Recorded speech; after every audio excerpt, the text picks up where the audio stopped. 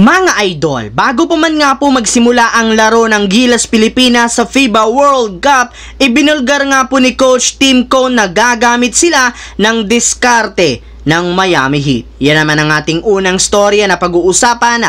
Nasusundan ko na rin ang balitang matutuloy na nga daw ang pagpunta ni Giannis Antetokounmpo sa Golden State Warriors at ang naibalitang dalawang perfect center sa kupunan ng Los Angeles Lakers ayon sa mga fans. Kaya mga idol, tara!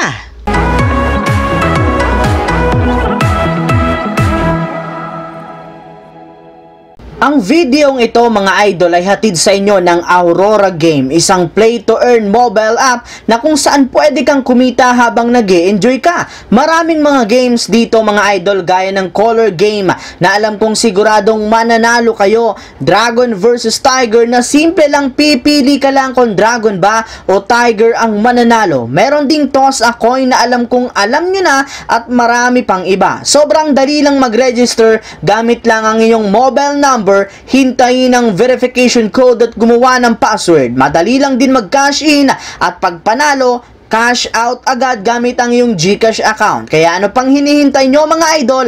Mag-download na at manalo. Nasa comment section ang link para makapagsimula na kayo. Mamaya na nga po alas 8 ng gabi magsisimula mga idol ang unang game ng Gilas Pilipinas sa 2023 FIBA World Cup kontra sa Dominican Republic ni Karl Anthony Towns. At bago pa man nga po mag-umpisa ang kanilang laro, ibinulgar muna nga po ni Coach Tim Cone na gagamitin nga po ng Gilas ang defensive system ng Miami Heat sa kanilang mga darating na laban. Para nga po sa inyong kaalaman, nakatoka nga po si Coach Tim Cone sa paghubog ng depensa ng Gilas Pilipinas. At para nga po sa kanya, mas magiging epektibo nga po ang ating national team kung gagayahin nila ang mga ginagawa ng Miami Heat pagdating sa depensa. Ayon nga po dito, isa rin naman nga po ang Miami sa mga pinakamalakas na defensive team sa NBA, gayong mas prioridad nga nito ang depensa. Kaya may ilang mga bagay o teknik nga po ang kinuha nila mula sa sistema ng Miami Heat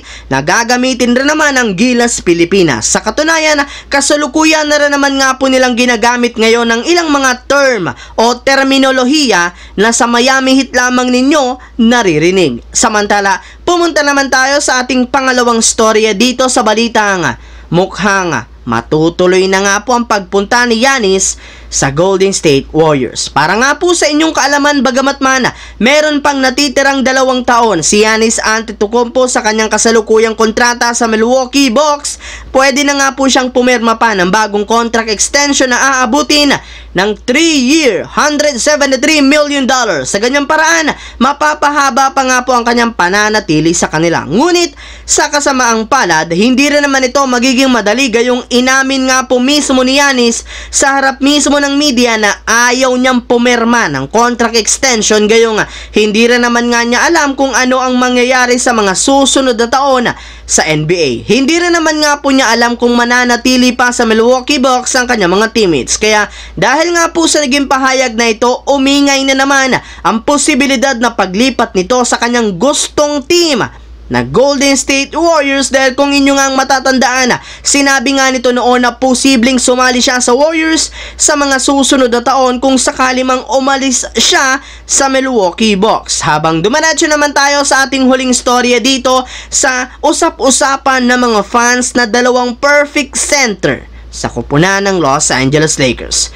Since mga idol, patuloy para namang naghahanap at kumukuha ang Lakers, nagbibigay na rin naman nga po ang kanilang mga fans ng suhestyon kung sino ang kanilang dapat kunin. Ayon nga po sa kanila, meron na lamang nga pong 2 big man na sasakto sa kasalukuyang sistema ng Lakers. Eto nga yung kanilang mga dating sentro na sina Dwight Howard at JaVale McGee na hanggang ngayon isa pa rin namang ganap na free agent. Bali, napatunayan na rin naman ng dalawang ito na kaya nilang makipagsabayan pa kina LeBron at Anthony Davis, plus pareho rin naman silang tradisyonal na sentro na makakatulong sa depensa ng Lakers at rebounding. So yun lamang mga idol ang ating bagong video na ating pinag-usapan ngayon dito sa aking YouTube channel. Once again, This is your J-Zone TV. Huwag kalimutang mag-like at syempre mag-subscribe. Pindutin na rin ang notification bell sa akin channel para lagi kayo maging updated sa mga videos na ina-upload ko. I-follow, bisitahin at i-like ang ating Facebook page, J-Zone TV. Thanks for watching, mga idol.